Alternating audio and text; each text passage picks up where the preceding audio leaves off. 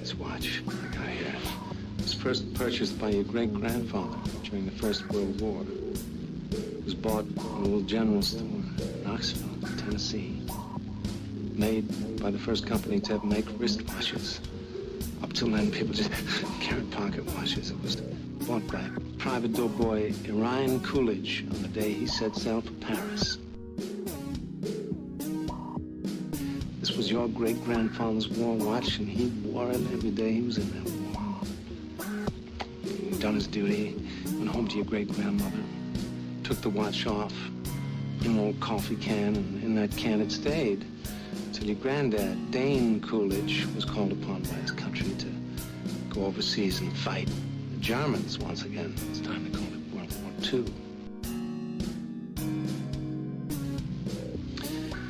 Great-grandfather gave this watch to your granddad for good luck. Unfortunately, Dane's luck wasn't as good as his old man's. Dane was a Marine, and he was killed, along with all the other Marines at the Battle of Wake Island. Granddad was facing death. He knew it. None of those boys had any illusions, but they were leaving that island alive, so 3 days before the Japanese took the island, your granddad asked a gunner on an Air Force transport named Wanaki, a man he'd never met before in his life, to deliver to his infant son, who he'd never seen in the flesh, his gold watch. 3 days later, your granddad was dead, but Wanaki kept his word. After the war was over, he paid a visit to your grandmother, delivering to your infant father his dad's gold watch. This watch.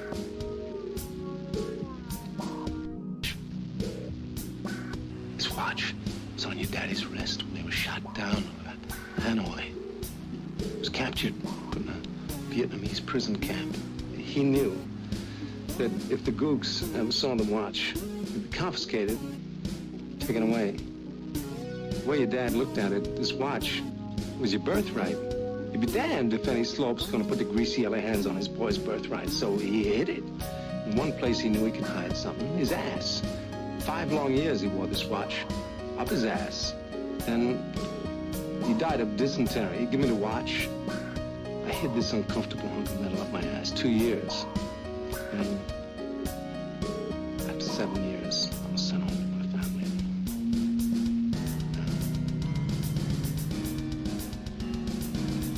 Little man, I give the watch to you.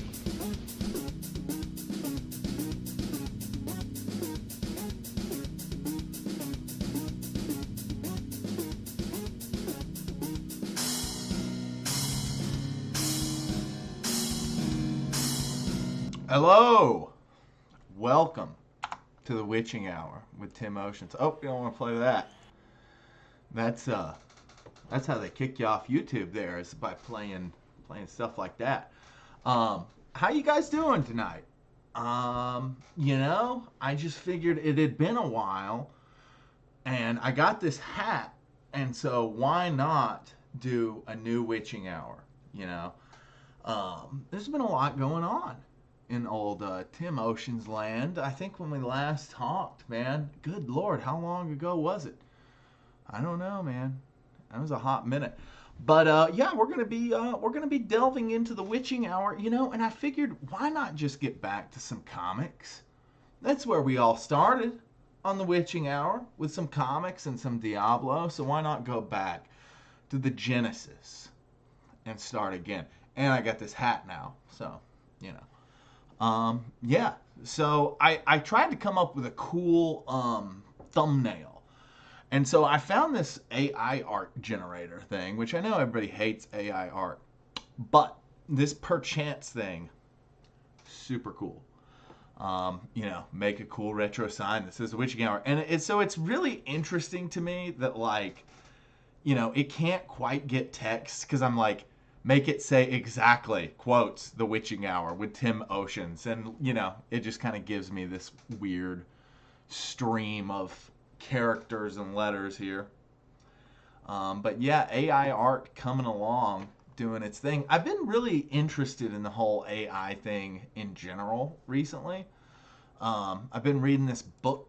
It was actually It was actually a recommendation from the Newsboys. Shout out to Trevor and Zach from the Newsboys. It's called The Metamorphosis of Prime Intellect. I'm about halfway through it, and I haven't picked up a book, like a novel like that. I don't know. It's been probably 3 or 4 years, I would say. And so it's good. It's good to get back into one, you know. But yeah, this one's about AI, and it's actually about what would happen. It's all science fiction, obviously, but it's about what would happen if a supercomputer became basically self-aware, and but also the supercomputer was programmed to not harm humans in any kind of way. And so this supercomputer does become self-aware, and it actually has the ability to kind of manipulate time and space. And so the first thing it does is like it cures all this disease, and nobody can die anymore. And people start figuring out like what do you call it? Like immortality isn't all it's cracked up to be. So it's been a very wild ride so far. From the AI side too, like from the tech standpoint, because it's such an imaginary thing, like to get to that point. So to even kind of imagine it is kind of a wild ride, like this thing basically conquers our known universe, and it's a computer, and so that's kind of wild, right? Like that's a trip, the old AI thing. Anyway. Yeah, so I figured we'd talk about comics. I got a lot coming up in the comic world, and why not start with a goodie but an oldie, just to kind of to dust off the old spurs. Let's just look at what's coming out. What's on the final order cutoff this week for Diamond? Boom is one of my favorite publishers. B is very early in the alphabet, so let's start with Boom. Looks like we've got Animal Pound #2, the pen and ink variants. I think the Something's Killing variants that were pen and ink had some legs. The Grimm stuff, I've heard it's good. I haven't read it, but I've heard it's good. I don't know if it's got the legs behind it that Something's Killing does. Which is obviously Boom's premier title, but it's good. I definitely sell some copies, so it's not a bad book, and like I said, we love Boom. Some guy came into the store the other day and he asked me, there's a new G.I. Joe thing coming out. It's like a Transformers crossover, right? And I think it's called Void Rivals. Anyway, there's several G.I. Joe spin-offs coming out right now, and I have some blank variants. And the guy came into the store and he asked me, do you think these blank variants have any legs behind them as collectibles? And one of my employees began to say no, like, no, not really. You just kind of buy it for, if you ever take it to a con and get it commissioned, or get some piece of art put on it, or get it signed by somebody, the writer or whoever. And I kind of started to think about it, and that's not quite true. There are some really good, there have been historically some really good investments on blank covers. And the one that came to mind was the Sandman Overture. They did a series of blank covers on that a particular book. And I believe all those books are going upwards of like 60, 75 bucks. I think I've seen some sell for over 80 online. And so some blanks have legs. I think it depends on the subject matter, and obviously how scarce is it going to be. You're looking at that blank, I think was printed roughly, I want to say around 2016. It might have been a little bit earlier than that. But blanks weren't quite as prominent back then. They were still certainly doing them, but they were relatively new to the scene. And now these days, I feel like they put out a lot of blanks. Are they going to be valuable? Once again, I think it depends on the subject matter, but sometimes, yeah, I think they could be. This is an interesting one because this Grimm series is kind of early in its genesis, and if it's good, if people like it, I could see the blanks being worth something. Not nothing. If people want, because that's the thing, is like you want to go to a convention and you want to get this signed or remarked by somebody, and somebody's had to have it first, and so you're most of the time it's the local comic shop guy who's got a backlog of these things. Sometimes they go up in value, so the blanks can be good. What else do we have? Lotus Land. I'm not buying Lotus Land. Man's Best #1. People love pets.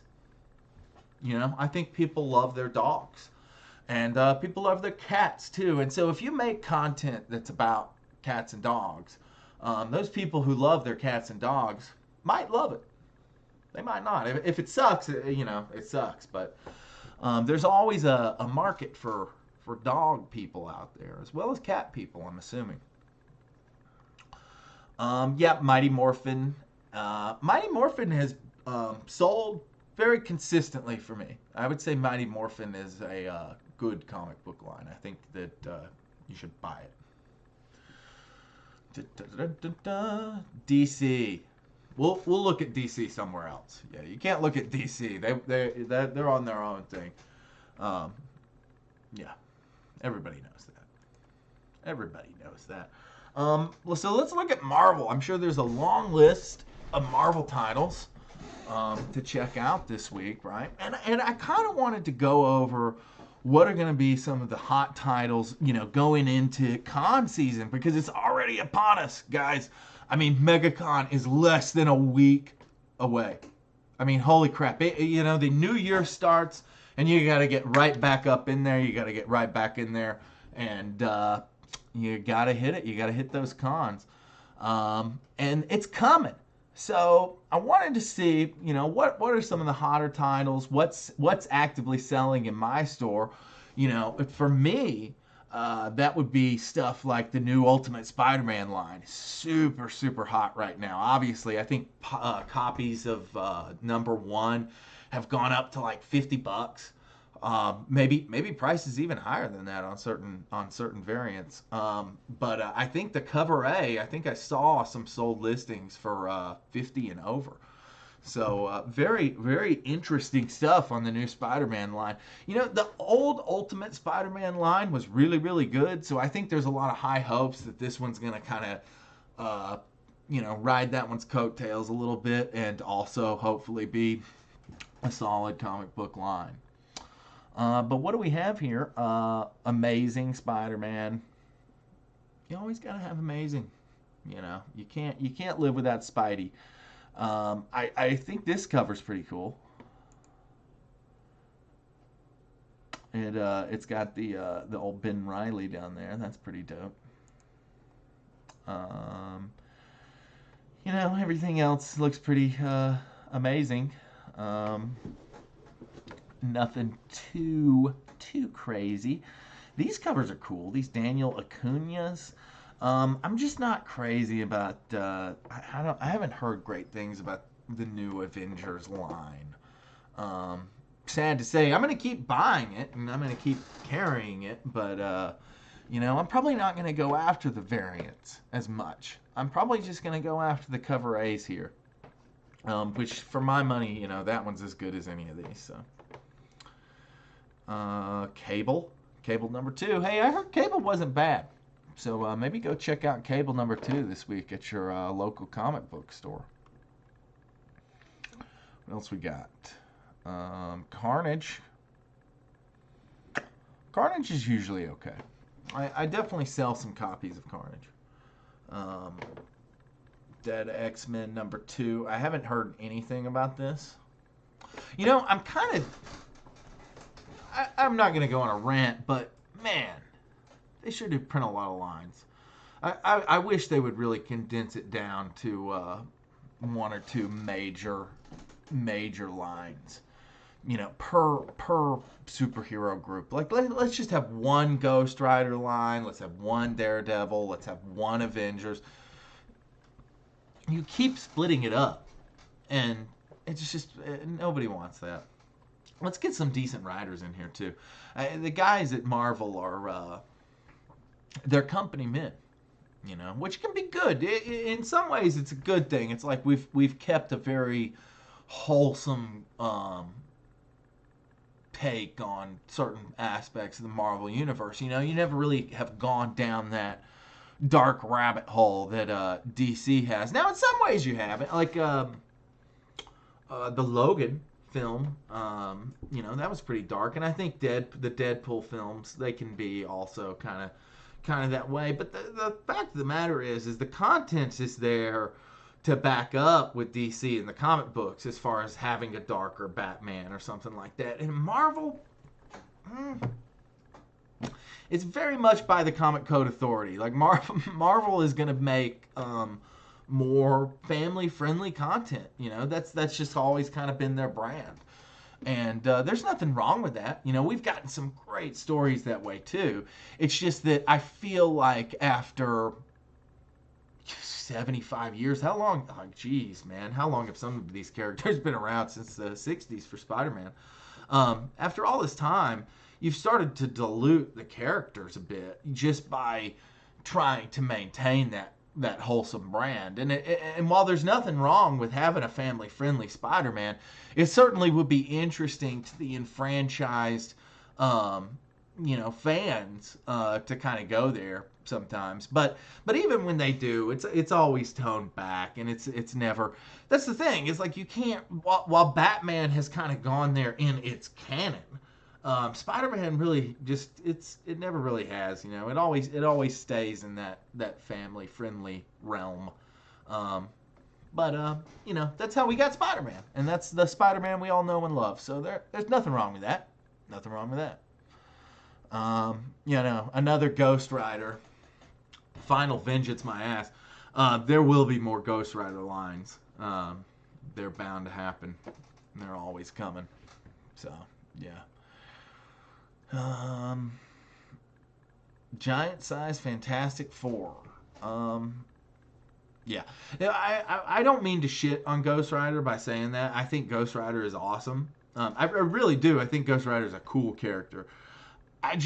It's frustrating as a comic book person, once again, when you've got all these lines. And it's just like, can't we just have a Ghost Rider line? Like, why does it continually, every year, we get a new Ghost Rider #1? It's like, or some spin-off with Ghost Rider, or Wolverine's the Ghost Rider. It's like, can't we just have Ghost Rider? Can't we just have a Ghost Rider? I don't know. I think we should. Giant Size Fantastic Four. These are some cool covers. I'll say that. I like this. Always love the man, when you put a bunch of faces on a comic book. Love that. You gotta love a bunch of faces on a comic book. Yeah. Let's see. What else we got? This one's okay. The Ron Lim variant. I like how he drew the Invisible Woman. She looks cool.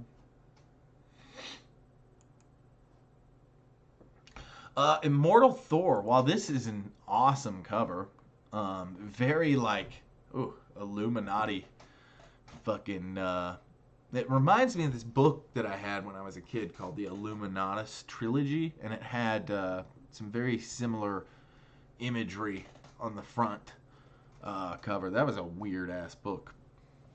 Yeah, very very strange book. It was about exactly what the title said. Man, written by a weird guy. Man, just thinking back on that was a trip. Illuminatus Trilogy. Check it out. It was I don't know if I recommend it or not, but I read it and it was weird. But yeah, this cover is quite wild, man. I'm not real sure what's going on here. Loki appears to be fighting a fish, perhaps. Thor is fighting a large cat demon man thing. Not sure, but looks dope. So you got that going on. What else we got? We got some new comic boxes coming out. I do need to read up on my comic boxes. And so, what do you think about these? You got old Gwen. The Ghost Spider.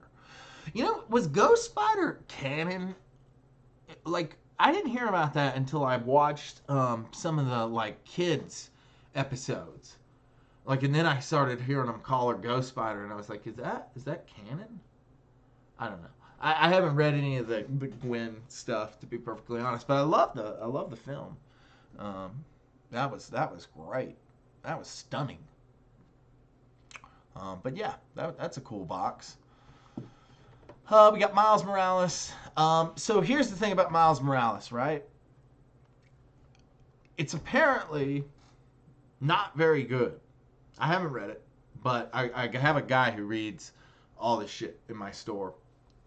And it's apparently not that great. But as a collector, as a comic book guy, I'll tell you this, that some of those Miles Morales covers, especially the variants, they hold their value pretty well. And so I'm still buying Miles Morales.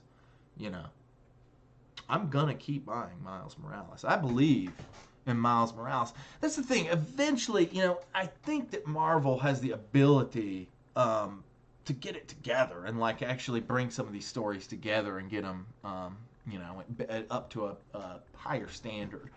And maybe kind of, I think people just want something new. You know, I think that we're all tired of being stuck in the same rut. At least I am. Tim Oceans is, that's for sure. What else we got? Hey, man, I'm a sucker for Doctor Doom. Am I going to buy 25 copies of Secret Wars to get the Bradshaw incentive? No. But I sure do like Doctor Doom. What else we got? We got some facsimiles coming out. So the facsimiles, for some reason, hold their value pretty well and tend to go up, once again, depending on the subject matter. I don't buy them. I personally don't get it. But I'm also a pretty enfranchised collector. And I know people that can't afford, obviously, $100, if not $1,000 books. It's really cool to be able to grab a copy and be like, oh, this is where it happened, and actually read it in comic book form. And so I like it for that. But I guess the part that just kind of what I don't understand is why they go up in value. It just leaves me scratching my head because there's so many. It's like they're going to print a bloody ton of these and everybody orders them and they all sell out. And so, and not only that, but it adds to confusion in the marketplace. Like I've just noticed that a lot of times, even some people that are like into comic books, the reprints can be confusing, you know, and I think that if it's easy to get caught off guard and think that you're buying one thing when it could be something else. And I'm not saying that, I'm not trying, obviously, like if you've been in this for a long time, you're going to know that there's obvious differences between facsimiles and the actual printing of the first book. However, like, just because you know that, and I know that, doesn't mean that everybody knows that, especially people that are new to it, or even, like I was going to say, is more enfranchised people. I've been surprised at some of the people going through my bins, and they pull out a 20th anniversary reproduction of an Amazing Spider-Man 252, and they're going, oh, there's no, they'll look at me and they'll go, this can't be. And there's no way, right? And I'm going, yeah, there is no way. It's a facsimile. It's a reprint. It's a reprint from 10 years ago that for some reason increased in value as well. I don't understand that necessarily either. But nonetheless, it's a facsimile. And so that's Tim's hot take on facsimiles. Okay, what else do we have? So, the Power Pack Into the Storm. Not going to be buying a lot of Power Pack. Punisher. Always buy Punisher, man. This, is that a David Mack? It's got kind of a watercolory feel to that cover there. But I don't believe that is a David Mack, no. Thrawn. So I've traditionally done pretty well with Star Wars. Enough to recommend to buy Star Wars. You know, I would really just stick to buying the cover A's, especially on lines like this. If you're a Star Wars guy, unless the cover just absolutely appeals to you and you love it and you have to have it, just stick to the cover A's. I think that you're going to do a lot better over time just buying the cover A's than you are going off on all the variants. What else we got? White Widow, don't buy it. I do love Rose Besh, though. I just want to shout out to Rose Besh. You're an amazing artist. I find her so unique. I just really dig her style, man. I love... One thing that really sticks out, you know, to me, and I think to basically anybody who looks at this, is like the outlines, man, are so hard. She just does these thick, big, solid outlines. And it reminds me of like when you would get a tattoo, because like usually like when an artist does a tattoo, like they'll do an outline, you know, or like I've seen that, like especially like if you go to get something in color, a lot of the times the artist will do the tattoo outline first and then go back and do all the color. And so Rose Besh just kind of sticks out to me as like I see that outline, girl. I see what you're doing there, and I like it. And I think you're gonna be at Megacon. Rose Besh is gonna be at Megacon, and so hopefully I get to meet you in 6 days. Holy smokes, that's awesome. And I can tell you exactly what I think about your work. And so shout out to Rose Besh, great artist. So my comic book store is actively looking to commission pieces to do an exclusive cover. And so Rose Besh, I'm all about it. You know, reach out to me, visionsgaming.com. Let's see. Wolverine, always good. Buy Wolverine. You know, well, there's cool shit that happens in Wolverine all the time. The covers tend to be really good. They do homage covers. Even the variant covers on Wolverine tend to be pretty good. And so, not bad. Do a little Wolverine action. You got Women of Marvel. I usually will buy Women of Marvel comics. I'll get a couple copies of each variant, and maybe I'll probably get 2 of each variant and 5 of the cover A's. It's usually a thing that sells out, you know. So yeah, I dig that.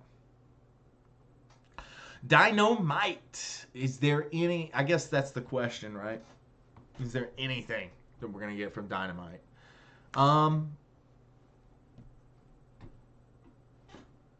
I don't know, man. Maybe. Could be. I like Ash of the Evil Dead. That shit's cool. Isn't that what that's called, right? Ash and the Evil Dead or something like that. He's got the chainsaw hand. No, that shit's dope. This is a cool cover, too. Oh, I like how they started doing this to where you can actually buy. Like, so this is signed. I'm assuming it's signed by Sudam. Sudam, also going to be at Megacon. I'm assuming it's signed by Sudam. And you can buy it for a little premium price there. I think that's pretty cool. That you can buy it directly from Diamond. Because that's another thing. I don't know if I mentioned that. But I'm just looking at previewsworld.com, right? So Previews World is going to be the site where if you want to get the newest issue of Spider-Man, this is where you're going to go. And if you want these comics in your pull box every single week, you should look and see if Visions Comics and Games is local to you, and you might be able to get them right there. And if not, you know, I wouldn't be opposed to shipping them across the contiguous United States. So you got that going for you. So yeah, if you want to set up a pull box with me, you can do it, and you can do it here at PreviewsWorld.com. Just let them know you're looking for Visions, Comics, and Games. We're right on here, man. Anyway, but yeah. So what do we have from Dynamite? What do we have from Dynamite? Ash of the Evil Dead. It's cool. I like it. It's got a chainsaw thing. It's cool. You should buy it, I think. I'm probably going to get a couple. Elvira. So one guy, I think I have one pull box subscriber to Elvira. And so usually if I get a pull box guy, I will buy 2 copies of that book. One, to help with anything that gets damaged. It gives me a little bit more insurance. Most of the time, both the books get damaged, but sometimes you win one. Every once in a while you do anyway. But yeah, I think I have one guy who gets this line. I'm not saying it's good, but I am saying some of the Elvira covers, kind of cool. Kind of like them. Do what you will with that information. What else we got? Like this one. That one's pretty cool. Let me say this, though. Now, this has some interesting subject matter, right? It's Elvira meets Lovecraft. So maybe you've got some big Cthulhu fan or something like that, and he wants to put the big spaghetti monster on his comic book. Well, maybe the subject matter might matter here. But I was going to say, if you're going for Elvira, however, there's a ton of blanks. So I wouldn't necessarily go crazy on every blank that you see. But maybe not so many for Lovecraft. Not sure about that one.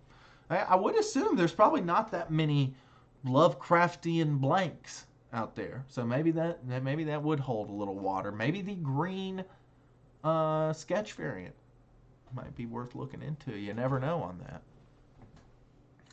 James Bond. I don't buy it. I'm not saying not to buy it, but I don't buy it. Vampirella. If the cover's good, I'll get it, and that's about it. I don't think anybody buys Vampirella for the story, and if you do, let me know. If you do, let me know, and hey, maybe you can talk me into getting every issue of Vampirella. But once again, Dynamite, they're on Vampirella Dracula Rage #5, right? Within 2 issues, they will be on to Vampirella something else. And so it's just a continuous churn of #1s. So I'm not crazy about it. If the cover is dope, or if it's by a great artist, or an artist I really like, then sometimes I'll get a couple issues. Outside of that, I'm not buying. Hey, and I do want to say, Perillo. Perillo? I'm not sure how you pronounce this last name, but I do think this guy is a fantastic artist. So shout out to that guy as well. But I can't keep buying your covers either. So yeah, I need something new. Spice up my Vampirella. Maybe we'll get some more. American Psycho. Now this says graphic novels. Oh, here we go. Image. Okay, so I'm buying Haunted Girl. I don't have a lot to say about it, but I'm buying it. It's okay. There's a lot of these checkerboard floor covers, man. That's some Illuminati stuff right there. That's the Freemason thing, right? The checkerboard floor. Big symbology this week's final order cutoff. So we got American Psycho #4 by Massive. I think this is pretty good. The issues seem to be pretty hot. They sell pretty well on eBay. So Archie. I usually get one of those. Hey, that's pretty darn cool. The business card variant. Wow. Okay. I'm all about that one. I'll get a couple of those. That one's pretty cool. Yeah. Great scene. Great film. What more do you need to say? I think this could be a really hot comic book. I think you should definitely have this on your pull box. Archie. Hey, they're redoing. I didn't even realize that Bone Orchard was redoing a thing. It's crazy. It's like I buy all this shit and like I don't even realize. I haven't actually looked at everything on Previews World in a very long time. I'm used to seeing it all in like a Excel spreadsheet now.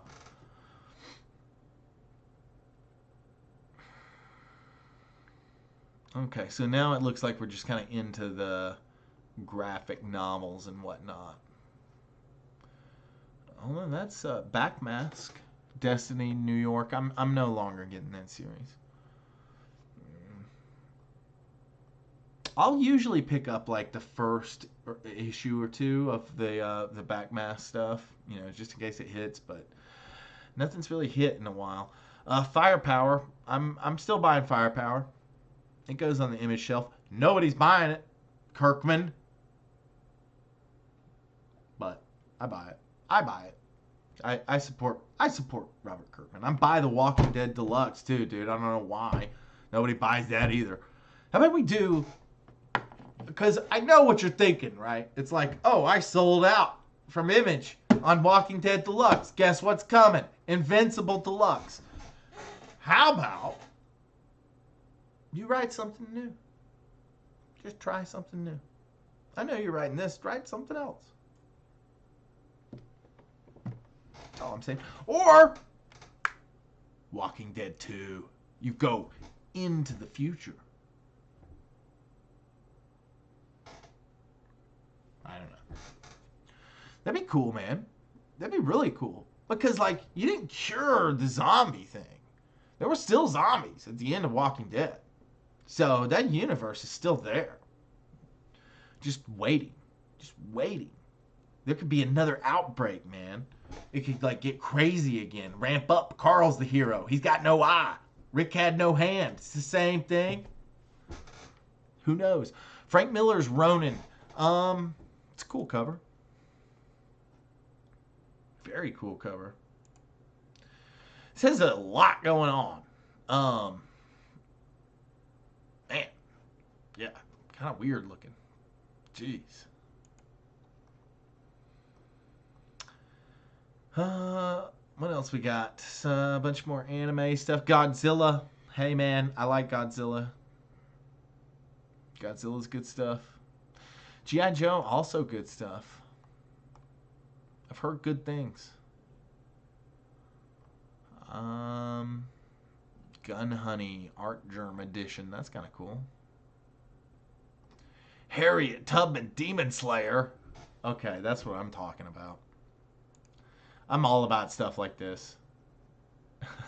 That's killer. Guys, not only am I going to be buying Harriet Tubman Demon Slayer, I encourage you to buy Harriet Tubman Demon Slayer number 6. It looks cool. I might read it one day. But with a name like that, you can't go wrong. I mean, Harriet Tubman kind of was a demon slayer, man. Those are the kind of people that should be, you know, propped up in society.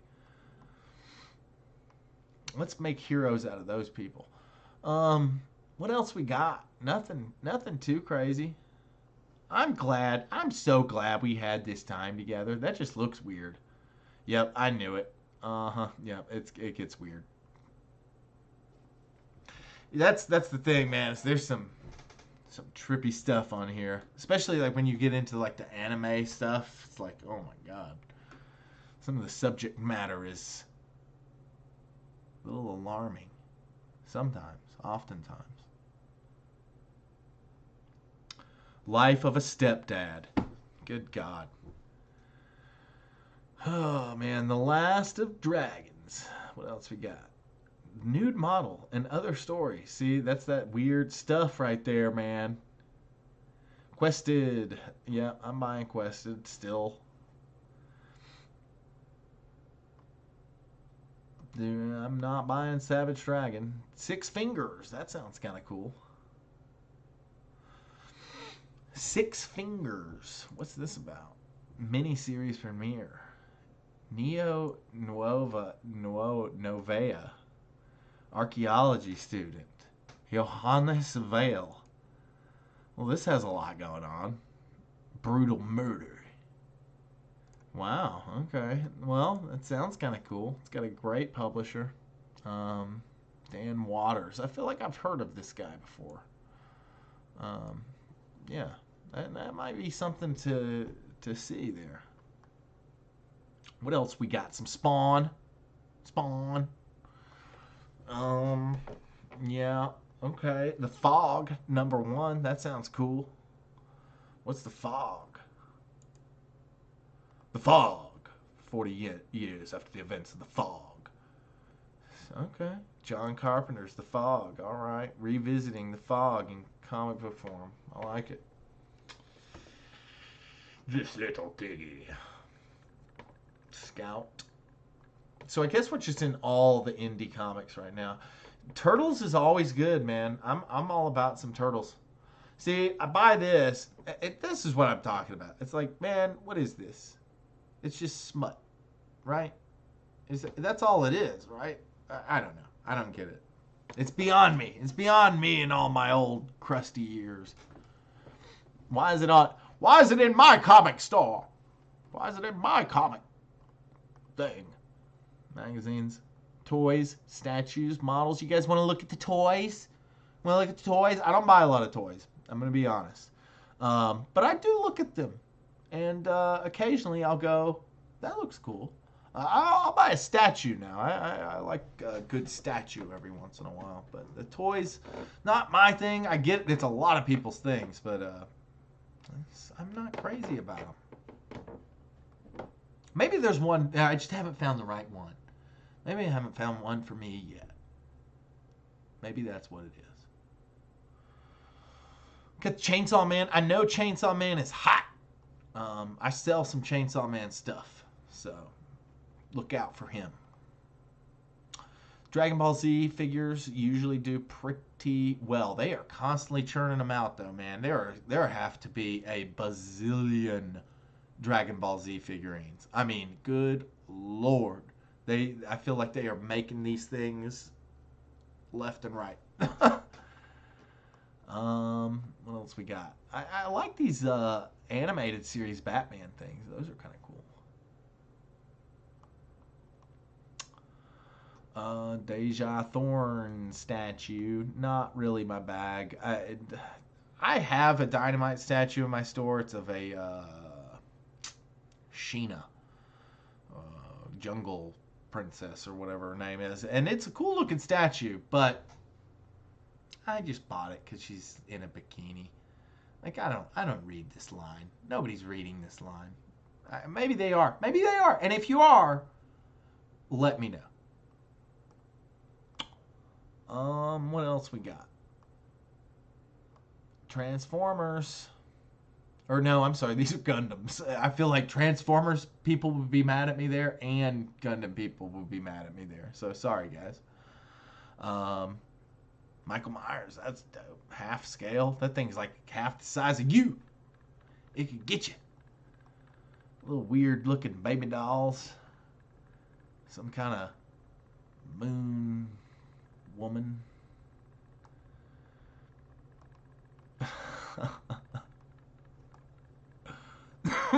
All right. So we got some more. What were these things called? Voltron mechs? I don't know. Gundams. That's what it is. Hey, check out the Jordan quarter scale. That's dope, man. Look at that face. Ah! It's awesome. I do like this, though, a lot. I love the little stand. It's cool as shit. Oh, what else we got? We got some Pokemon figs. So, I thought about ordering some of these for the store. Yeah. I mean, people like Pokemon figurines, right? And they're really cheap. So I thought about getting a few of those. Yeah, that Greninja one looked really cool to me. A lot of little nano blocks. And here come the Funko Pops, good lord. Sailor Moon. Gotta love old Sailor Moon. Sonic plushies. I've sold every Sonic the Hedgehog item I have ever purchased.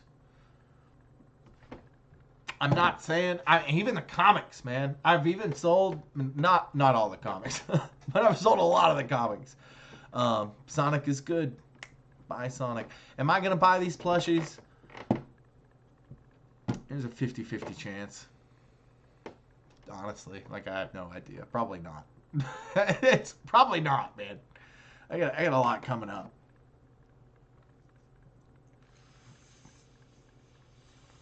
Okay, so I'm just. Oh yeah, okay. So these were cool. I did see these come through. The Uno sets, and they all have themes. So you've got Harry Potter, you have Dragon Ball Z, you have Mario Kart, Seinfeld, and so there's multiple. There's Jurassic Park. There are even more sets than what are shown there. And so I thought that might be something. You know, people like Uno. Almost every household I have been in the last 20 years, there has been a copy of Uno. And so people are buying Uno. I think people will buy the Uno that they like best. And so we shall see. It could be a gimmicky thing. They do this kind of stuff all the time. But it might have legs. Who knows? Maybe go after the themed Uno decks. Now, the problem is if it's a super hit, they're going to just crank them out. It's going to be like insane. They're going to be printing them like wild cards. That's another thing it's Mattel, so that's under Hasbro. Hasbro doesn't understand, like, they don't understand what too much of a good thing is. Like, they will print it into the dirt until it is no longer, like, there'll be Uno cards of every IP that you can imagine, you know, in landfills everywhere. It could go that way too. So I tend to this is one of the reasons why I tend to stay away from a lot of the toy things, man. This stuff scares the hell out of me. You just print it into oblivion. All right. So we got all right. Yeah, we can look at this. Why not? Screw it. We're filling the hour here. Oh, no, we can't. That's it. All right. So, yeah, one-piece mugs. Don't buy them. I wouldn't buy them. Oh, man. So here we are. This is we're going to Megacon. And, I just wanted to kind of look at it. And we're going to see what we see. And I'm just going to kind of walk you through what I'm thinking about what's just kind of being showcased on the Fan Expo Megacon website here. So let's start with, I was going to start with the guests, but let's do the guests last, right? And let's start with the exclusives, because I noticed that you can actually go through and we can look and a lot of the comic books that they're already offering going to be at Megacon exclusively. And so this is the coolest stuff right here. This is stuff I really, really, really get excited about. And honestly, I don't even know why. I just think it's really, really neat. I think it's because the print runs are so limited. Especially on the comics, that it's just really appealing, sort of. I've heard some Funko guys say that they don't really care for the convention exclusive Funko Pops, because it's the exact same Funko Pop with a sticker on it. And so you tend to get different covers by different artists that you can only get by going to these cons or buying them on the secondary market. And so that part is really, really, really intriguing to me. Like, it's almost like you're going in there hunting for gold. You're hunting for some kind of gem, man, that you think's gonna go up in value. And so getting in on these things early as soon as you can, I think this is it's been rewarding as far as like the things that I purchased last year and kind of brought back and sold. Not only did I do really well on those things, um, it was a lot of fun getting them. And so I'm kind of hooked, man. And so I'm going to be going over, I wanted to do this part because I'm going to be going over what I think personally might be some hot buys at Megacon this year, and just using what they put out so far. If you follow certain companies, right, that are going to be retailers here at this con, you might find that there are even more exclusives, and I do, and there are more exclusives that they're offering at the con that aren't even anywhere showcased. You're going to see how many artists are here, and there's no way they could show all the exclusives. It's the list would take up so much. It's insane. But we're going to go through what they do have, and I'm going to tell you what I think about it. And so let's start that process now with the Funko Pops. And I'm not a big Funko Pop guy. Not a big guy when it comes to Funko Pops. I do buy them. I buy them for the store. I carry them. We have a very large selection of Funko Pops. But I get a lot of heartburn. The margins are pretty thin on Funko products. And while some of them you can't keep around, right? You can't get enough, and they just fly right off the shelf, and it's gangbusters. And it's, oh man, why don't I have more of these? Not all of them are like that. And I would go so far to say most of them aren't like that. And so unless it's a subject matter that really, really, really appeals to me, or I think I'm going to have people in my store particularly that it appeals to them, I'm probably not going to buy it. That being said, out of these right here, let's just start with the top 8. So the one that really sticks out is the Demon Slayer pack. And so the Demon Slayer thing is just, I'm not a huge anime guy, but I know enough about anime to know that this is one of the most popular shows out there. You go to these cons and you see all these people dressed up like this franchise, and it's Demon Slayer. It's anime stuff. It's cool for people who like that stuff.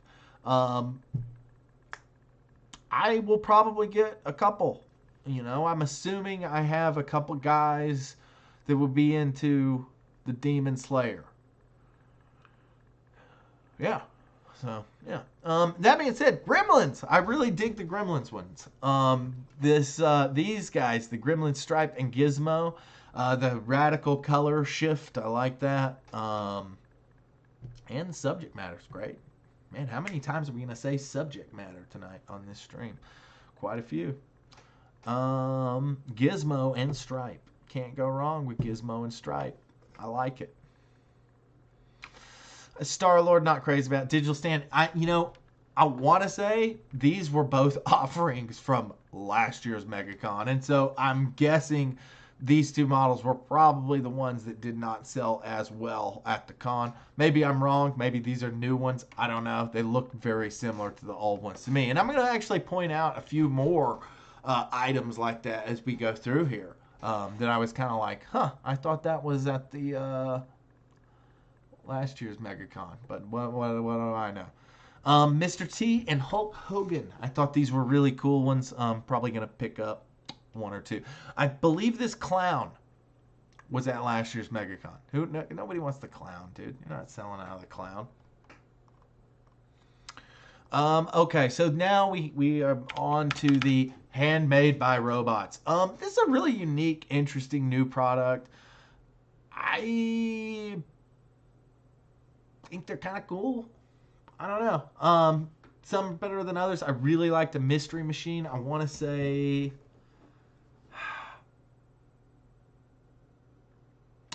that was Fan Expo. No, it wasn't Fan Expo Dallas.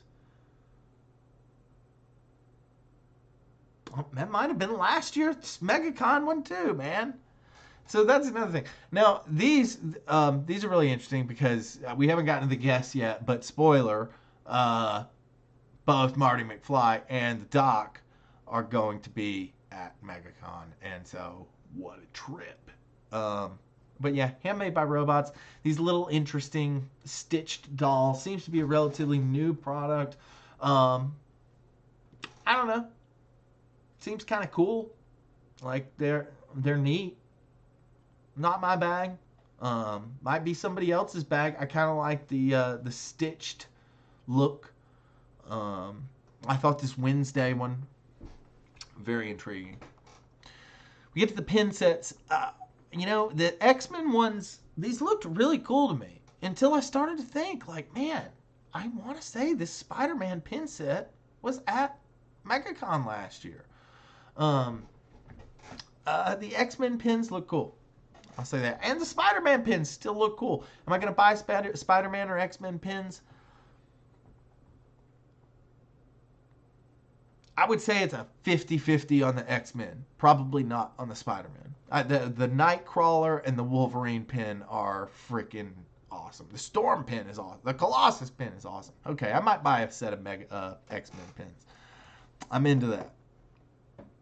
Yeah, they're very cool. Okay, and now we're into the meat and potatoes. The meat and potatoes here, we're going to look at the exclusive comic books that they're offering on MegaCon's site.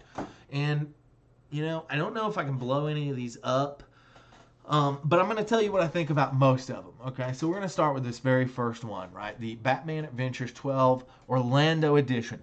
This one's going to have the words either MegaCon or Orlando. It's going to have a date of some kind, I'm assuming. It'd be nice if I could blow these things up. I'm probably not going to go heavy on this comic book. I'm probably not going to buy half the table.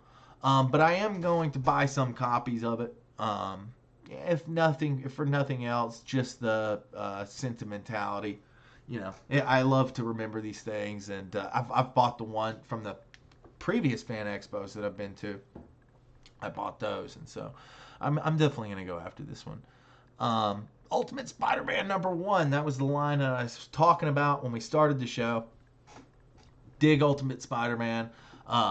So this is going to be the MegaCon exclusive, so I'm very, very into this book. Going to buy a few. We're going to get some. We will have them available at Visions Comics and Games, so look out for that. New Teen Titans 2.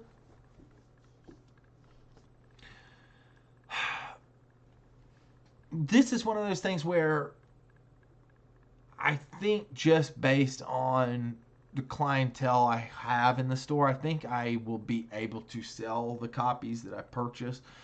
Once again, not a book I'm going to go crazy on, but a book I'm going to buy.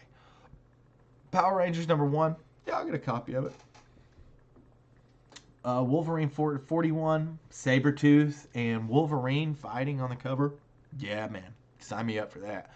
We're definitely getting some of those. Those will be available at the store. And online as well, I would assume. This is the book that I'm going for. Is this Art Germ Scarlet Witch cover. I just think that it's an absolutely stunning cover. And I think it's got some legs behind it, man. I think that could be a really good book, especially the version. I'll be looking for that one. Do You Poo? Historically, these have done okay. There seems to be some liquidity. Like, you can actively go and look at sales of this book on eBay or eBay basically. Cover Price is another resource that I use, but you actually have to pay for Cover Price, and all it's doing is giving you an aggregate of eBay sales. I'll buy it. I'll buy a couple. I don't get it, sort of. I don't understand like all these poo variants, but some people get it. I don't, but I don't have to get it to sell it. So I'll get a couple. Wonder Woman #3. We've come to the first book on the list. Unless I can't tell who the artist is based on the cover, and you can't really click on these things to give you any more information. And so this is maybe the first book that I think I'm just okay passing. And honestly, the Carnage #1, I would almost be okay passing on that book too. It's just not. It's not really my thing. I mean, Carnage is fine, but I mean, I like Venom better, sort of. I don't know. Carnage says okay. I'll probably get like the Virgin and the regular copy at least, I guess. Amazing Spider-Man #32.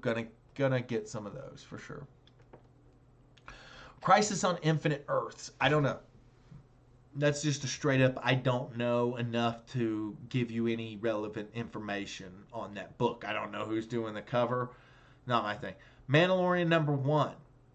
This was 100% at last year's Megacon. And so I will not be buying it again.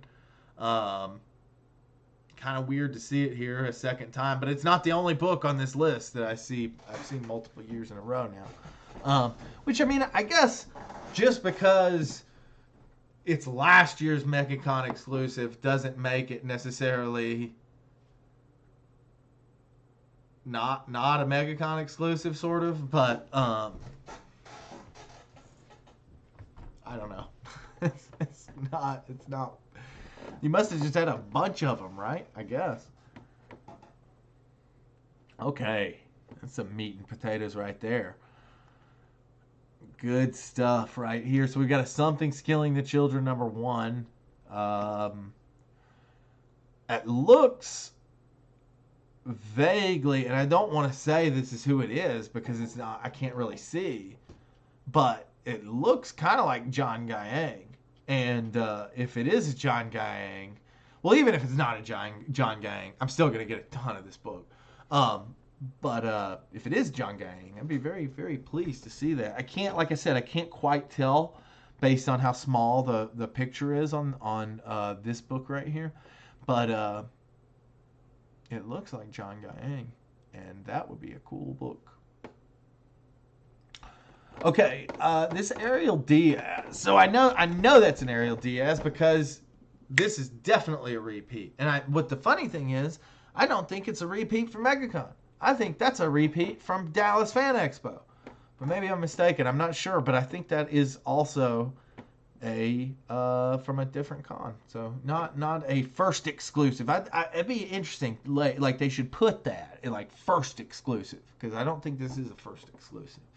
Or this year's exclusive. That kind of thing. Same with this Edge of Spider-Verse. That is a John Guyang cover. And I will be buying it. However, I want to say that was also at a different con.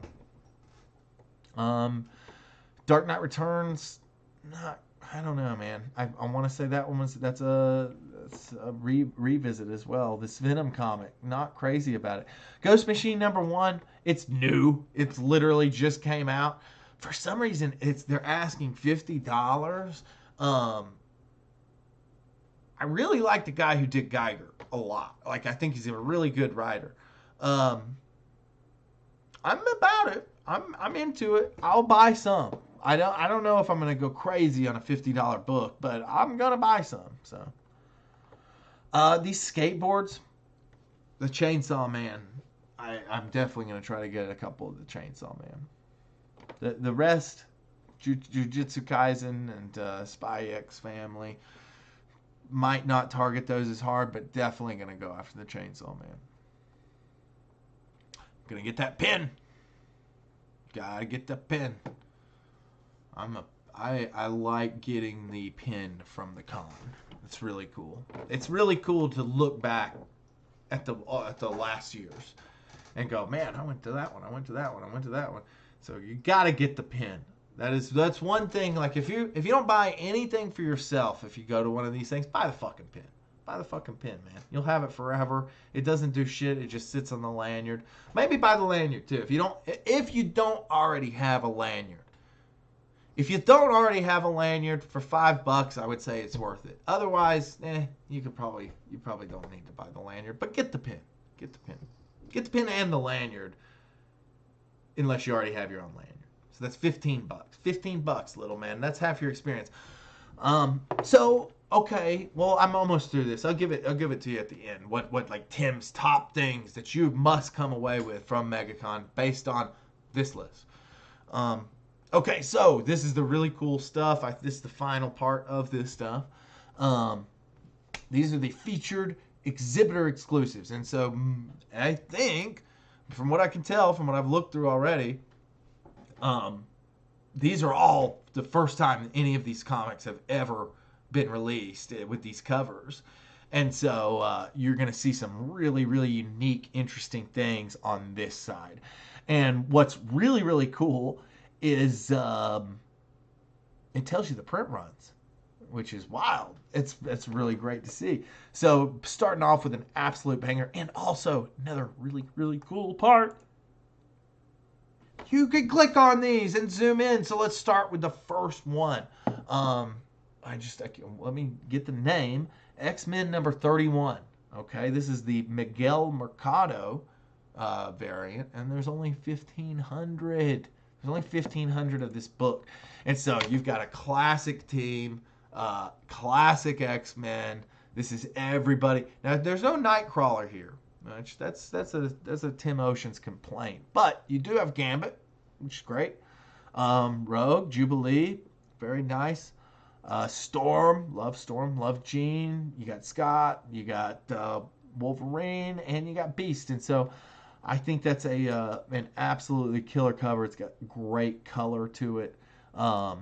This is going to be an interesting book. I'm curious if it splits this way or if the comic actually lays flat like this. So I'll be very curious to see if this is actually splits down the middle here with Rogue or Storm on the front cover, and then you would have Wolverine on the back cover. I don't know which way this book's gonna face. It's kind of interesting. Or is it two books? That's even crazier. What if it's two books? Doubt it. Really doubt it. But that one's cool. That one certainly is cool. This one, however, now let the heavens be parted. Amazing Spider-Man number 42, Ijikure,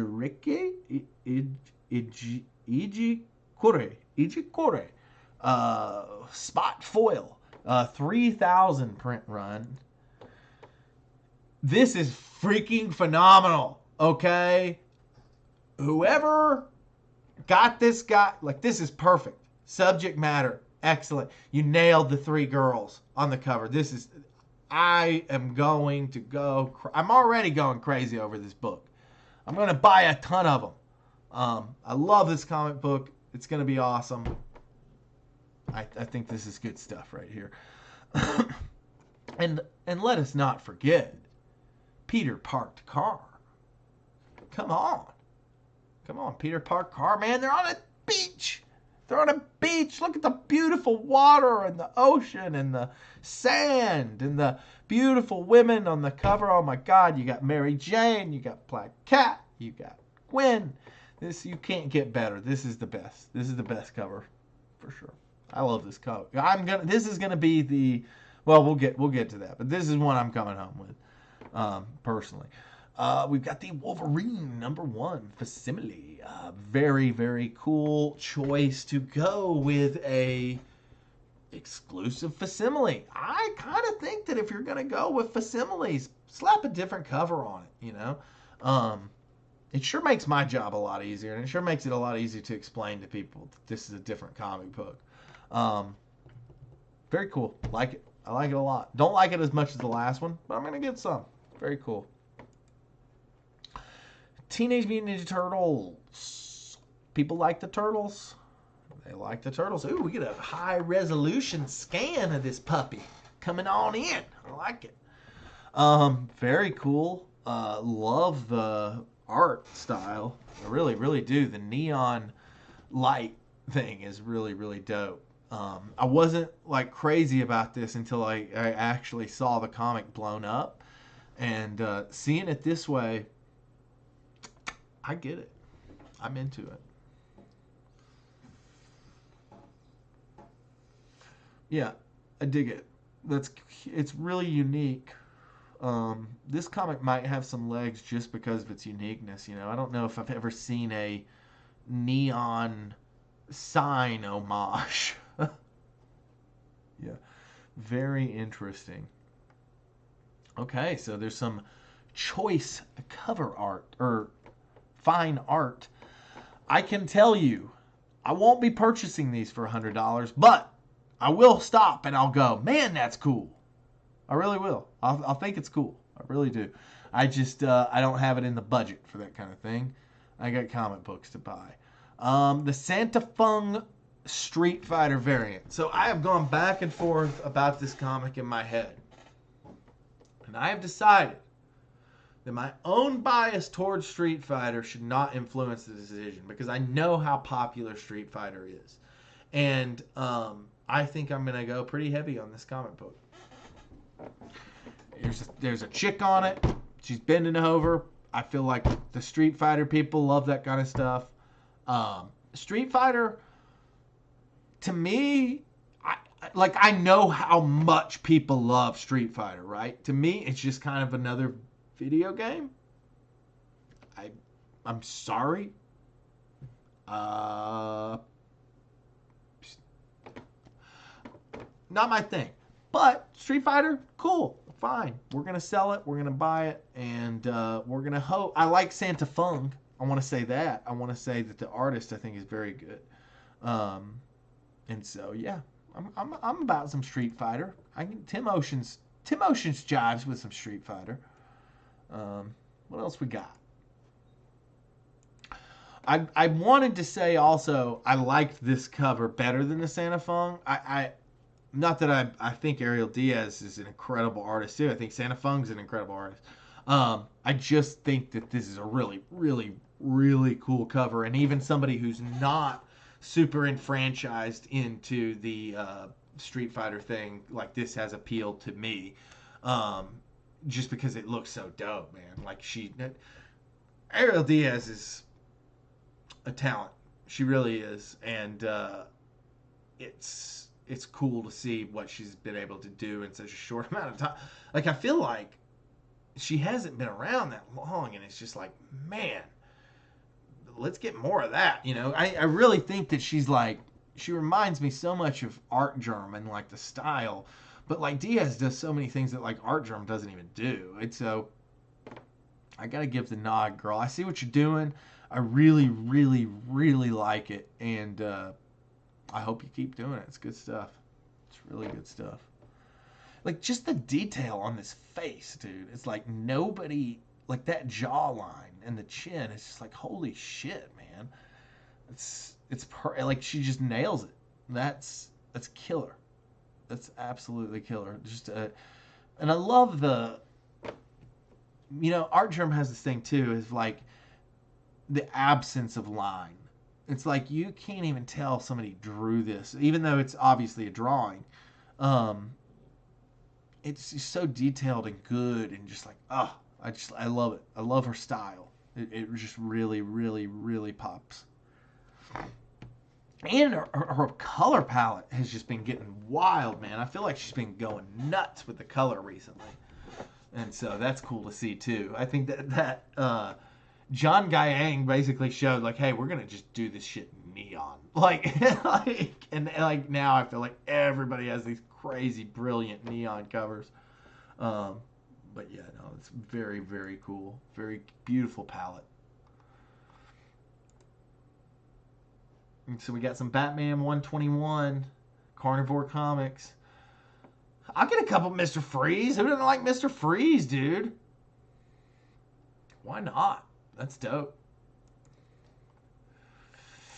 This was an interesting one because it just says it's an ash can. So I'm assuming this is like a premiere of this comic, Here Walks Monsters. I'm into that. And there's only... Oh, no, I didn't give it. So, yeah, I thought there might be a print run. But so this is a really wild one, right? It's like there's only 100 copies of this book.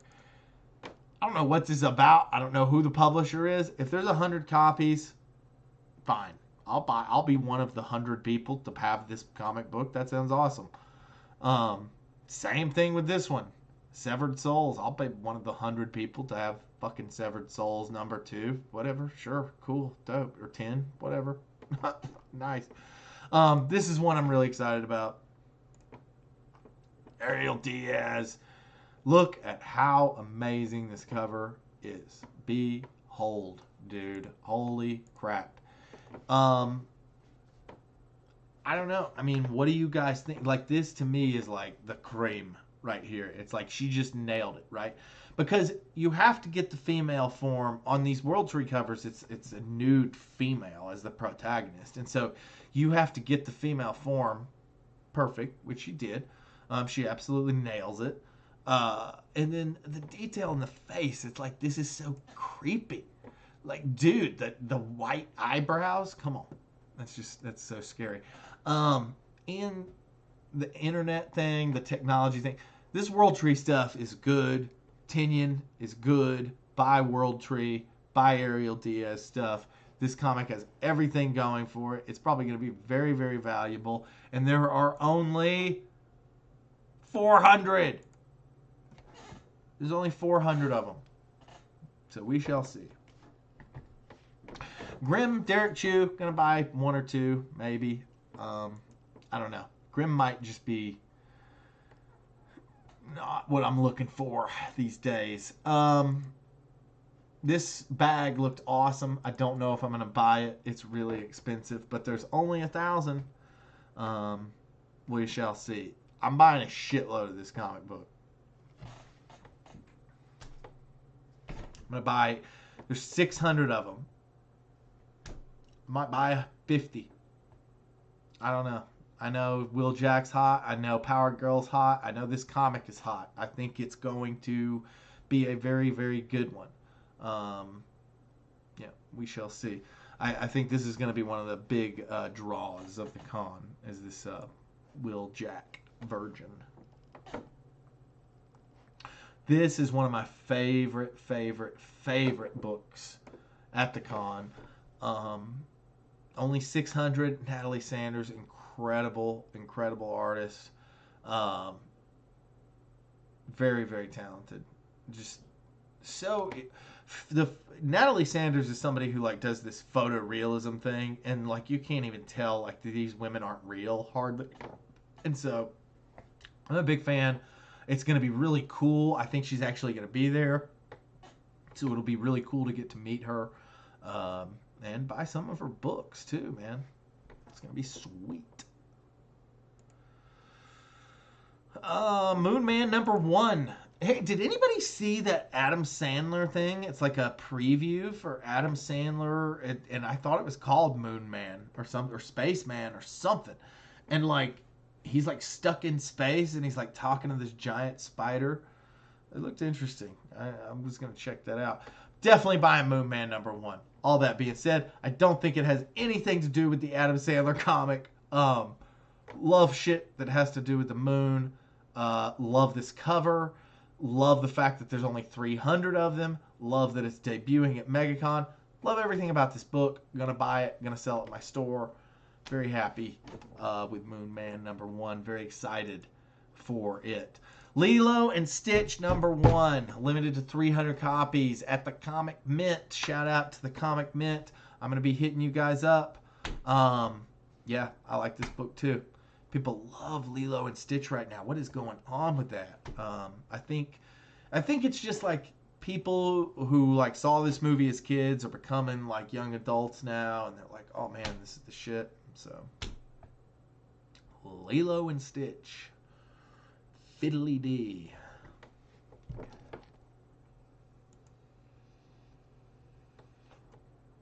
Iron Fist. I got the shattered glass variant. Very cool looking. Iron Fist fighting Sabretooth. I like it. Yeah, what can you say? $30. Probably going to get one or two. Not too crazy about it. And finally, we have 7 Years in Darkness.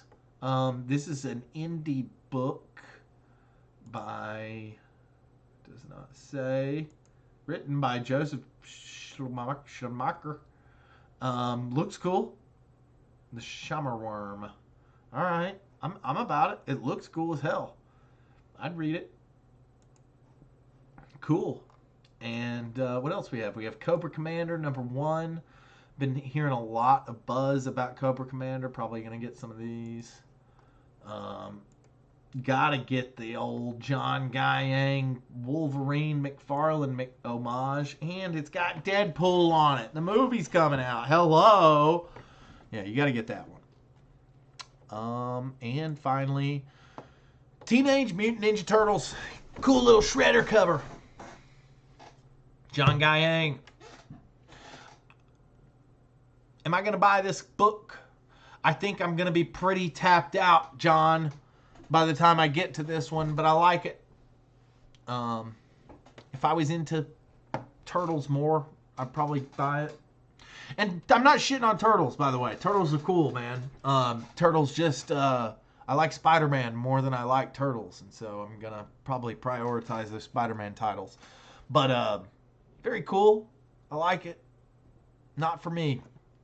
Sorry, John. I'm going to hit you up, though, man. I'm coming for you, brother. I'm hoping I get to work. I'm really, truly hoping you're like one of the top names on my list, dude. So I would love to work with you, man, and get my own exclusive out here.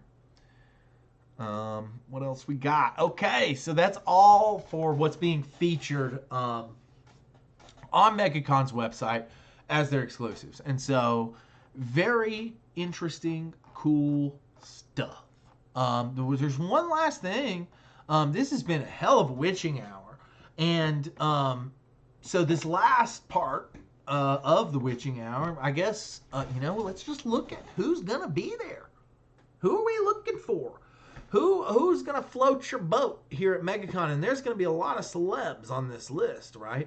And so usually, like, I don't know if any of these guys are actually like that. I don't know if I'm going to spend money on a photo op or anything like that. It's not... there's a couple names that are intriguing, but I don't know. What's awesome to me is, like, if you're into comics, you don't really have to, like, the celeb part isn't, like, as crazy or whatever. But, so this is it. These is the celebrities of Megacon. And as you can see, it starts off with a bang, right? We've got Michael J. The great Michael J. Fox. I mean, what needs to be said, right? I mean, come on. Who doesn't love that guy? It's honestly, it's awesome to just see that he's out, like, doing shit like this. And so, like, this is a name on the list that's, like, very tempting of, like, man, I could meet Michael J. freaking Fox. Like, that would just be insane. Ewan McGregor, I was really, really, really thinking about. But he sold out, man. He sold out of everything. And, yeah, it's all sold out, bro. Oh, wait. You can get a group photo op. That's actually kind of cool. Sunday, group photo op you can still get. So, yeah, that's kind of cool. Group photo op, $250. I don't know. It seems like a cool thing to do. That one could be promising.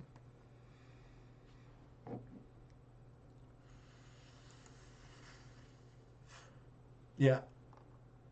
But yeah, I thought that they were all sold out. So that was kind of cool to see that there was still one available. Hayden Christensen, not my guy. Not my Vader. Loki, that's pretty dope. You've got Susan Sarandon. What a trip, right? Gina Davis from Beetlejuice. Very cool. Marissa Tomei.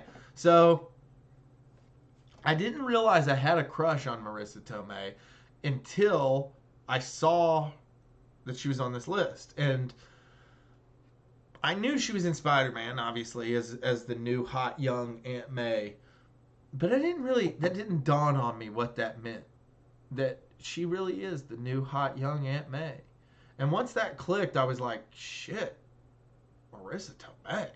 And so Marissa Tomei certainly up there on Tim Ocean's list as far as celebs to meet and or autograph or whatever. Marissa Tomei, pretty hot.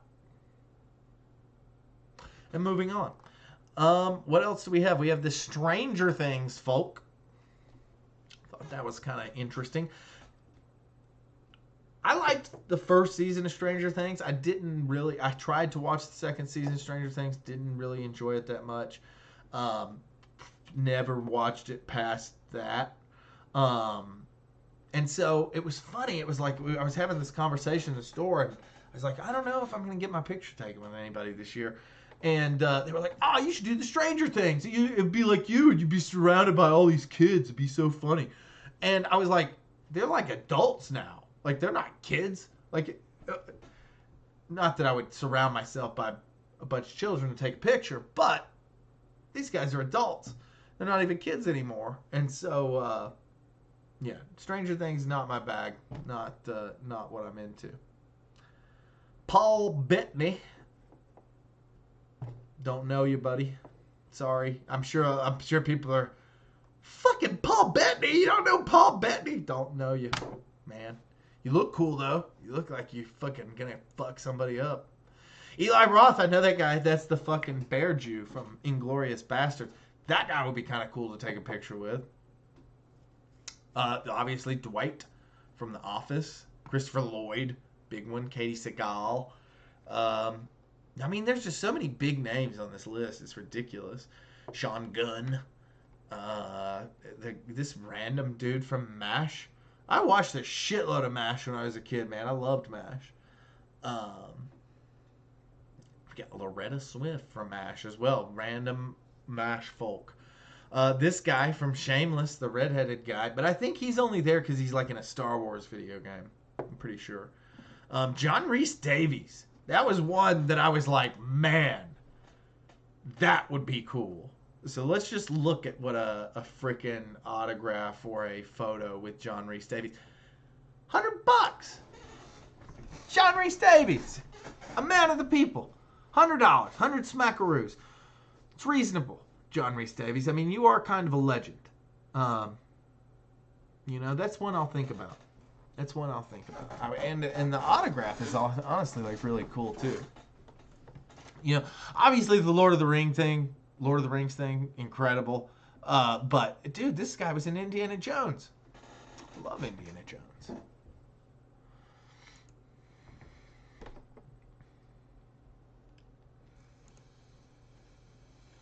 John Rhys Davies.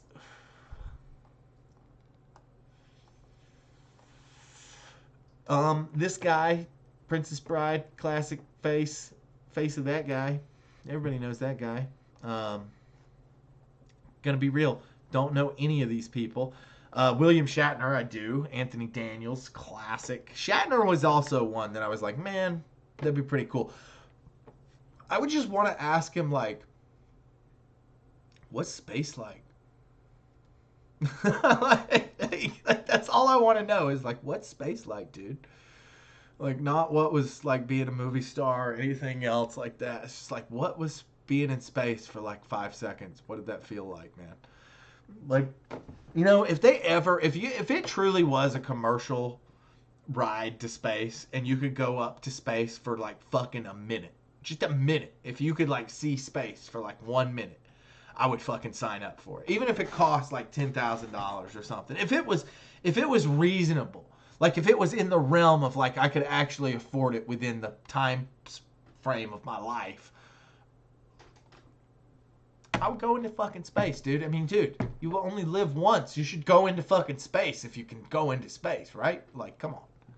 I don't know. I think that would be fucking amazing, dude. To just feel like weightlessness for like a second and then just be surrounded by the infinite void of space. And oh my God. See all this. Well, I don't know. Would you see the stars? I don't know. Do you? Like, that's another thing. It's like, I want to ask him, like, what do you see up there, man? Like, is it just black? Do you just see like the bright earth? Like, is that all you can see is like the fucking earth? Like, what is it? Like, what's up there? What's up there, bro? And that's the thing is like William Shatner has actually been to space. Not only was he Captain Kirk, the man has sat in a rocket ship and gone to space and come back down. And he's an actor, but he's like a regular guy, you know? Like, he's not an astronaut. And so that's really interesting to me. Yeah. What was space like, dude? Because it was cool too. Because I want to say I like watched that day, like when they went up to space and he came back down, and like they came back down and he was like so fucking excited and like he was wanting to like talking to everybody, like holy shit, that was incredible, and like they kept fucking cutting him off. I was like, what the fuck, man? Let Shatner, that's Captain Kirk, let him speak. But who knows? He probably just maybe rambles on or something at this point. Who doesn't? Hey man, I want to hear what you got to say. You're Captain Kirk, bro. Anthony Daniels, also a classic. Be a good one. Don't know this person. This guy was in Harry Potter. That's cool. Hey man, I watched the crap out of this Entourage show back in the day. So I'm not that interested, but I thought it was cool that they were gonna be there. So Juliette Lewis, big fan of Juliette Lewis, Smoke Show too. Danny Trejo. That's a big name. Old Neville Longbottom. I know that guy from Harry Potter. You got some Doctor Who'shins. I think she was like actually a doctor, wasn't she? Then you've got the Charmed folk.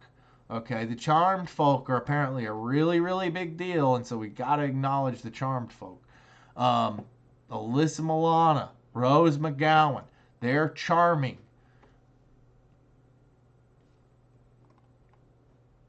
You have Giancarlo Esposito. He was Gustavo Fring in the hit TV show Breaking Bad. You have Felicia Day from the hit YouTube series The Guild. It's also a Smoke Show. I might meet Felicia Day. Like, I was looking at this list and I was like, based on appearance, based on all these people's mugshots, right? Because they got to put the photo up of them, the headshot, not mugshot. Based on just the headshot, I'm going with Felicia Day, because Felicia Day, you are a Smoke Show. Who else we got? These folk, Randy Quaid, big name from National Lampoon's Christmas Vacation. You may know him from the other vacation films. Big name. Jason Lee. I got a Clerks comic book. Jason Lee wasn't in Clerks. Need a Mallrats comic book for Jason Lee. You know, people know this dude from like My Name Is Earl. You were in Kevin Smith films, dude. Like that's how I know you. You got the Beverly Hills guy. 90210. All right. You got Shannon Doherty, who I believe also in Charmed. Is that correct? She's a charmed lady, charmed gal. Johnny Young Bosch, who was the Black Power Ranger. He also played the Black Ranger. Holly Marie Combs, she was a charmed girl. I'm certain of that. Michelle Hurd, Star Trek Pickard. Don't know. It's a Star Trek thing, I'm sure. You got this guy was also in Mallrats. This guy. So you got that guy. These two are really interesting names, right? Like you got the creator of Fairly Odd Parents, Butch Hartman, and then Don Bluth, who did like All Dogs Go to Heaven and Five Goes West and shit.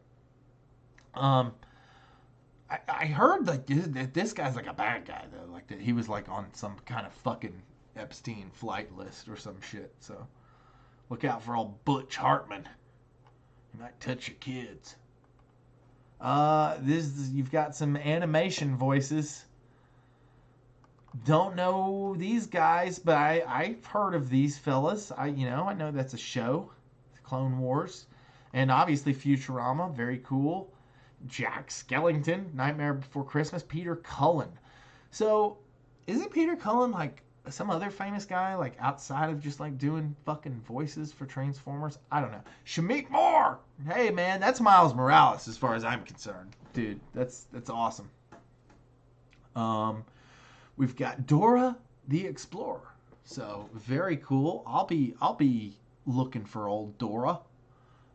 We got the chick from Scooby Doo and Fairly Odd Parents. Very cool. Daphne. Yeah, and some X-Men guys. Very cool. Anime stuff. These people seem cool. Johnny Young Bosch. Hey man, that was the Black Ranger. What a trip. He's also Ichigo, apparently. I know that anime. Hey, I've seen an anime. Tim Oceans has watched one once. Ash Ketchum. Hey, the dude from Baldur's Gate's going to be there. What a trip. Asterion. That guy's the guy from Shameless. See, he was in a Star Wars game. You got Spider-Man. You got other Spider-Man. Cool. And now on to good stuff. Not that celebs aren't cool. I mean, hey, man, celeb bit up. People like them. Legendary. Frank Miller. Come on. Wolverine. Dark Knight. Everything. Frank Miller. The god, the legend, the man, the myth. Going to be amazing to meet Frank Miller. We also have a legend in his own right, Stanley Artgerm Lau, who, for my money, might be I'm not going to go there. I'm not going to crown him. If you want to crown him, then crown him. I'm not going to crown him, but he's awesome. He's one of the best, if not the very tippy top of the iceberg. Stanley Artgerm Lau. Ladies and gentlemen, this is my number one guy. Cannot wait to meet Stanley Artgerm Lau. It's going to be sick. It's going to be sick.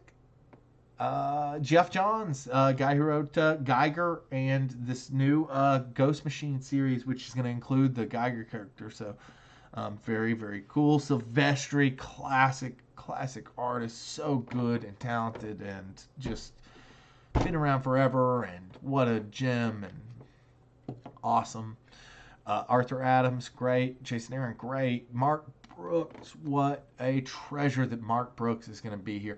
I'm not going to go through every single name, right? Because there's so many names on this list that are just like, just superstar guys. If I go, I won't be able to name them all. I don't know them all, to be personal, to be honest. And I don't want to disrespect anybody because there are some guys here that have been doing it forever and just, they're great. All these artists these are the guys that I get excited about.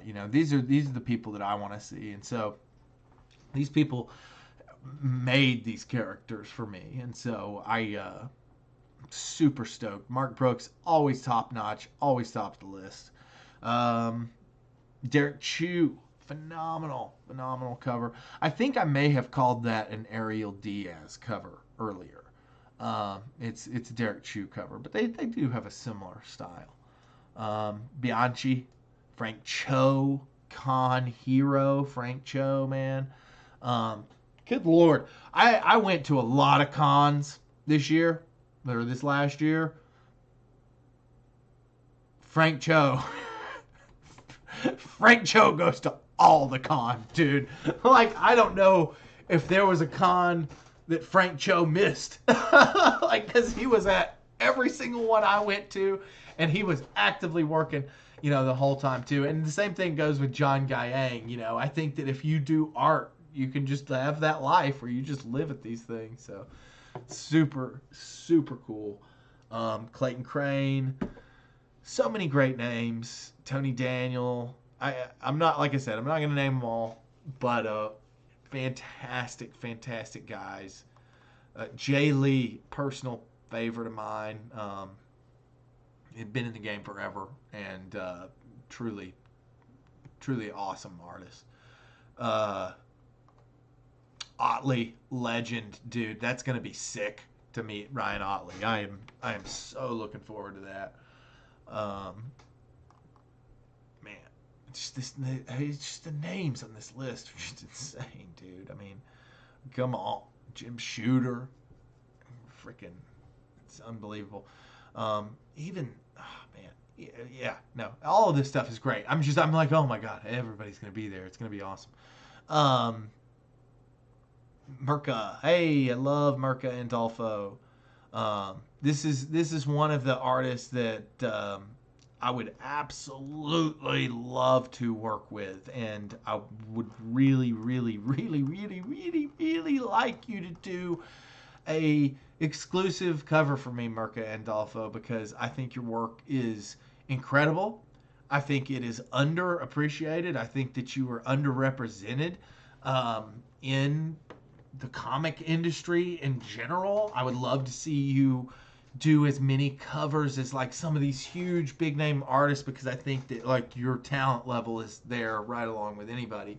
And so Merca, come to me, Merca. Freaking do some art for me, girl. You actually, Merca, you did a commission for me at last year's Megacon, and it sits in my store, and I absolutely adore it. And so, I'm really, really hoping that we get to work together. John Beatty, what a legend, man! I mean, these really are legendary artists. You know, like it's just unreal. Rose Besh, we talked about Rose Besh earlier. So excited to meet Rose Besh. Awesome. Same thing with Sweeney Boo. You know, Sweeney Boo has a ton of talent. Very excited to meet you as well. Who else do we have? Mike Choi, man. John Guyang, man. John Guyang. Coming for you, dude. I'm gonna meet you. I've met you like 3 times already, but I want to work. I want you to do an exclusive comic for Visions Comics and Games. So let's get that. Let's get that in the books, man. Let's get that in the books. So many great artists. Gist. Like even some of the more obscure artists. Like honestly, I don't even know how to pronounce some of these guys' names. I mean, what talents? Just what absolute talents. I mean, it's like, I know some of them purely just on the art itself, and so it's very, very cool to see. Greg Horn, freaking sick. Oh man, Leslie Lyrics, gonna be awesome. David Nakamaya, classic DNA. This Paquette. I always mistake Paquette for Adam Hughes. And I really, that's another good one on the list. It's like, I want to check out Paquette. We'll just go through these real quick. I'll point out anybody else who I think is just absolutely insanely good. Everybody on this list, basically. Sam De La Rosa's freaking legend. Ariel Diaz is incredible. Fang Fang, hey. Santa Fung. So many great guys. Will Jack's going to be awesome to see. What else we got? Bill McKay, man, that's classic. Tony Moy, very cool. Marissa Pope. I really like Marissa Pope. I think she's kind of underrated. Yeah, Sanchez, Sudam. I really like this Zulo too. Chrissy Uminga Zulo. Very cool artist. I really like your style. And yeah, man. And that's pretty much it. I don't know any of the tattoo artists. I'm sure you guys are great. But shit, that's Megacon, man, and it's gonna be in Orlando. It's happening. You can see the countdown timer right here. It's less than a week away. It's 6 days away, and good Lord, man, I am so looking forward to it. It has been. I will venture to say that 33 was the very best year of my life, and 34, I'm hoping that it can be half as good as 33 was. None of this shit's promised, man. Not a bit of it. And you got to wake up every single day and you got to be able to tell yourself you're okay with you. And you're okay with the decisions that you made. And I guess at 34, I'm okay with the decisions that led me here. That led me to be doing things like this. That led me to be wearing this funny hat on this funny stream.